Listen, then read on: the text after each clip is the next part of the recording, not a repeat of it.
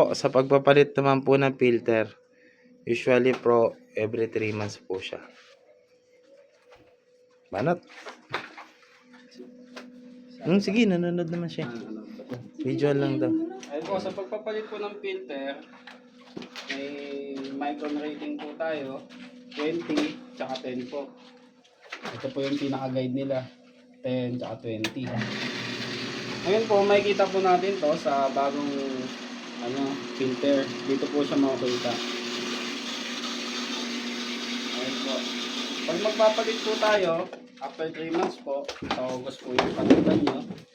Close lang po natin itong dalawang to. Ito lang po. Then after po natin ma-close, open po tayo ng gripo. Ito po, release po tayo. Kaya naman po tayo nag-release ng pressure para po madali siyang buksan. Tapos gamit po tayo ng spanner. Dito po natin siya gagamitin sa auxiliary. Scripted din. Oo nga. Paulit-ulit. Tapos sa pagbukas po, counter lang po. Pakaliwa. Then sa pagtanggal po, alalay sa ilalim. Tapos pakaliwa po yung PL. Tama ka mo ang matulog. Give me the 10. Yes, sir. The 10, sir. Yes, sir. Ano po?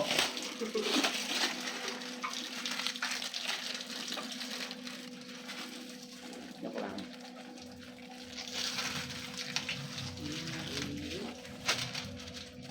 Ngayon po yung filter natin, kabilaan po yung butas. Kahit magkabaliktad po ng lagay dito, ayos lang po. Tapos ipapasok po natin sa guide niya sa ilalim. Sa ilalim. Yan po. Pagkapasok po natin, ito naman po sa taas. Ano po yan, sir? Hanggang dyan lang po siya. Yun po yung guide niya sa taas para wala po siyang side play. So pagkabit naman po, pakanan naman po yung PF. Tapos hand tight lang po muna. Then, same lang po siya sa kabila.